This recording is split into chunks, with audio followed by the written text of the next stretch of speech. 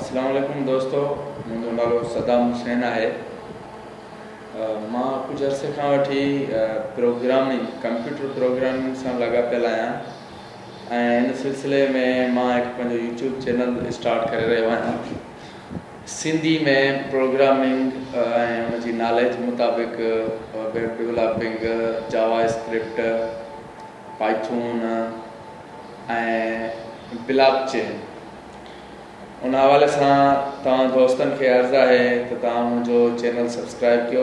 हीअ हिकु नंढड़ी कोशिशि आहे सिंधी शागिर्दनि खे सिंधी में प्रोग्रामिंग लैंग्वेजिस सम्झाइण जी, जंहिंजी असां बिल्कुलु भरपूर कोशिशि कंदासीं, जंहिंजे लाइ अगरि को दोस्त इन में असां सां सुफ़ार करणु चाहे थो, पंहिंजी वीडियोज़ वग़ैरह असांखे मोकिलणु चाहे थो, प्रोग्रामिंग जे हवाले सां मोकिले सघे थो।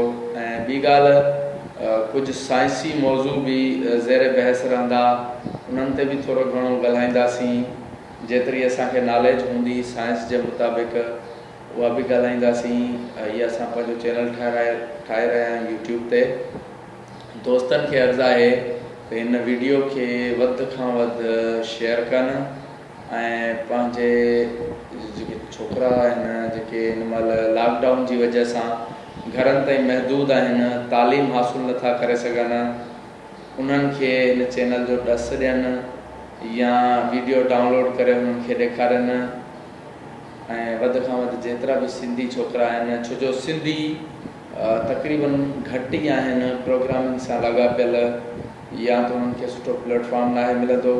उनखां अलावा असां कुझु अरसे खां पोइ प्रोग्रामिंग लैंग्वेजिस खां पोइ फाइवर ऐं फ्रीलेंसिंग जो कोर्स रखंदासीं पंहिंजे यूट्यूब चैनल ते इंशाअल्लाह।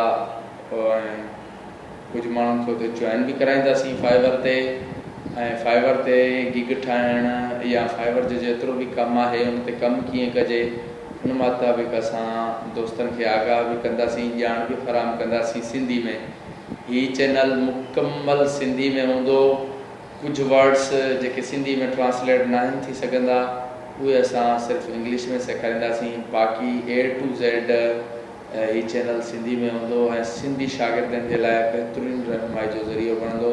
तव्हां दोस्तनि खे अपील आहे त जेके जिन्हनि खे ख़बर न आहे दोस्तनि खे, उन्हनि सां हीअ वीडियो शेयर कनि ऐं असांजे यूट्यूब चैनल ऐं प्लस में फेसबुक पेज ऐं फेसबुक ग्रुप खे बि जॉइन कनि। महिरबानी थींदी वॾी अव्हां जी। सिंध सवारियो, तालीम ॾियारियो, सिंध सवारियो। अस्सलाम वालेकुम।